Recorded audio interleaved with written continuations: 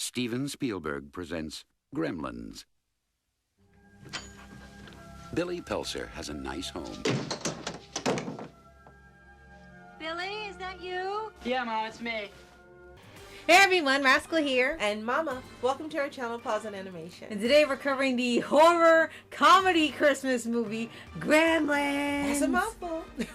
This movie has become a pop culture classic, not just for horror movies, but also for Christmas movies, and showing the story of what happens when you don't listen and feed gremlins after midnight. But before we start, be sure to like, subscribe, and keep us on future podcasts and want to pause videos. Thank you so much for joining us, subscribing to our channel, taking time over your busy holiday season, and helping us get to our goal of now 3,000 subscribers for the new year. Thank you so much. We appreciate you. Yes. So this movie originally came out in 1984, directed by Joe Dante, and written by Chris Columbus, who we know for quite a few movies. Yes. And this story follows Billy Peltzer, who received God, Gizmo as a pet from his dad when he traveled in China. And he got Gizmo not like he should have gotten him. Right. It's more like a deal he shouldn't have made. And the dad understood the rules and listened, but unfortunately, Billy and his friends didn't. No. So it came out originally in June of 1984, June for a Christmas movie. Yes. Running time 106 minutes. It had a cost of $11 million for production and earned over $212 million at the box office. Oh wow! And it didn't cost $1,200 million or something, No. or $200 million or whatever. It cost less than Godzilla. Right? He was like, "What happened, people?"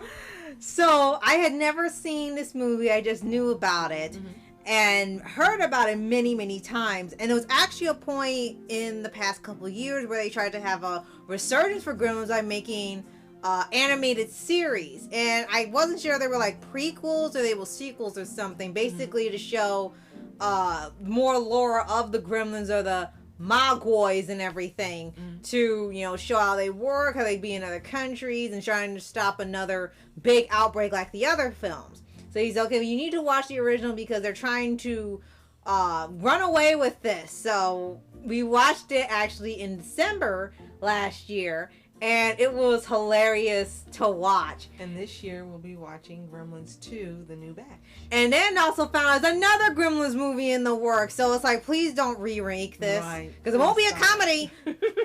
Now, this film I've seen many times with family members. Never alone, always with other people, friends, and family. Right. It actually was accompanied originally by a large merchandising campaign. And it was the first time a Christmas movie had been juxtapositioned with a black comedy. Now you see it all the time. Right. And Steven Spielberg, was the film's executive producer and produced by Michael Fennell. So here's the great thing. It helped to change the rating system for some movies, the MPAA rating. Okay. And it was heavily criticized because of the more violent sequences. Even though they were gremlins, even though Dingo got thrown out of the chair and into the seat and taken out, they didn't like the rating that it got. They were stating that it was similar to Indiana Jones and Temple of Doom, and so Spielberg suggested that the MPAA rated at a new PG-13 rating. And at that time, there was no PG-13 rating. Oh, wow. So this movie is actually responsible for that. Wow. Okay. And when you're watching it, here's the difference. I know this is made in a different time period, and people have a very high tolerance for horror and horrible things happening to people on screen now, and they want to see it.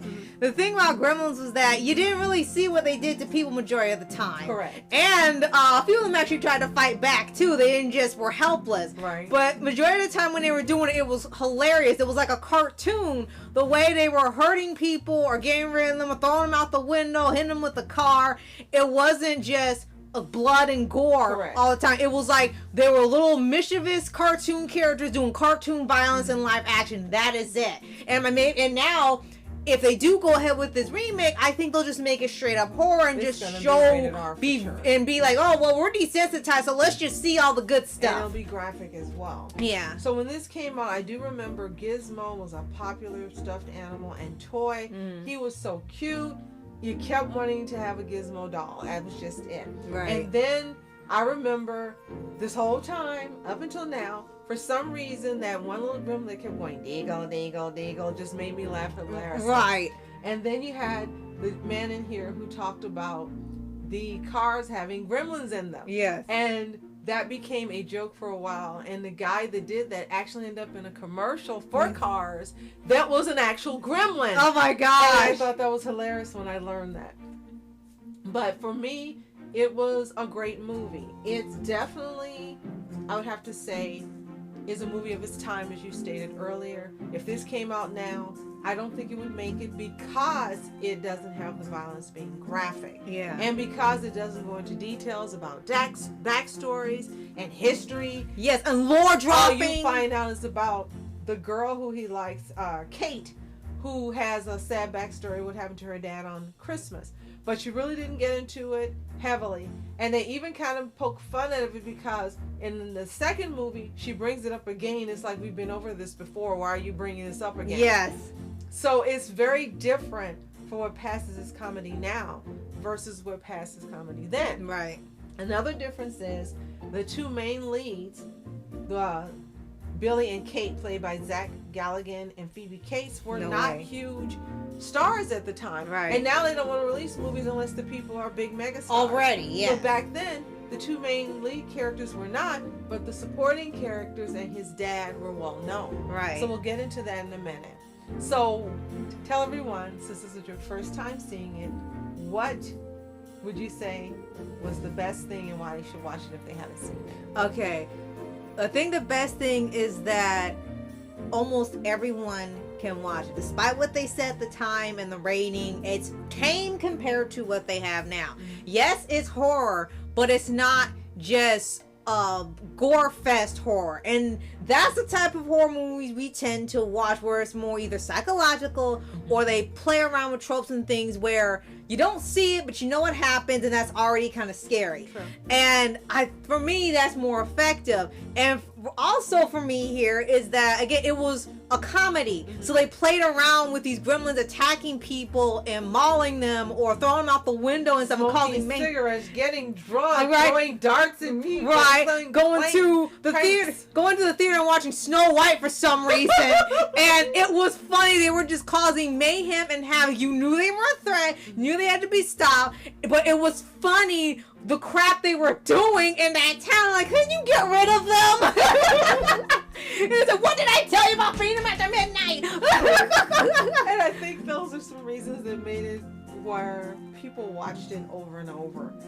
One of our uncles has watched this movie so many times, we can't even tell you how many. He loved it so much, we not only bought the first movie, but then we bought the second movie as well. Right. And he still sits on TV and watches it when it comes on, even though he owns it. Yes. So we know some of you that are older probably love this movie.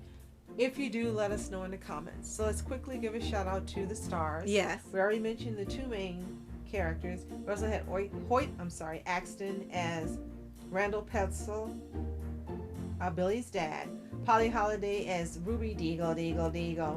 You had Frances Lee McCain as Billy's mom. Judge Reinhold, yes, that Reinhold. Yes. Negative Man and from Beverly Hills Cop. Yes. As Gerald Hopkins. Dick Miller as Murray Futterman. Glenn Turman as Roy Harrison. Kay Luke as Mr. Wing. Scott Brady as Sheriff Frank Riley. Corey Feldman, yes, that Corey Feldman as Pete Fontaine. Oh my God. Jonathan Banks, Edward Andrews, Jackie Joseph, Belinda Belaski, Harry Carey Jr., Nick Catt and Tracy Wells, John Louis, Kenny Davis, Mushroom as Barney the dog, and John C. Betcher as Dr. Molinar. Yes. Now, there were several cameos made in this movie, and unless you're people who are into behind the scenes people like composers and such, you're not going to recognize them. But there's one we do want to point out for you. Animator Chuck Jones plays Mr. Jones, Billy's drawing mentor, and he would later create the Looney Tunes centric segments for the sequel Gremlins 2, The New Batch, in 1990. And as for the voices of the Gremlins, we have Howie Mandel as Gizmo, Frank Welker as Stripe, Don Steele as Rockin' Ricky Rialto, Marvin Miller as Robbie the Robot, and Eileen Keyes as Gizmo's singing voice. Okay, yes. So if you've seen Gremlins, let us know in the comments. Did you love it? Did you hate it? Did you see it when it originally came out?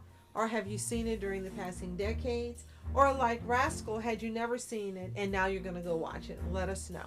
If you haven't seen it, watch it. Holiday season, fun. Come back, tell us what you think. And if you haven't already, subscribe for updates, weekly reviews for anime series, anime shows, and all things animation. Absolutely. We hope you're enjoying your holiday season. Thank you for joining us, subscribing, sharing your joy. As always, You are special. Thanks so much for watching. Rascal Entertainment. And Amon Entertainment. Have a toontastic day. Peace.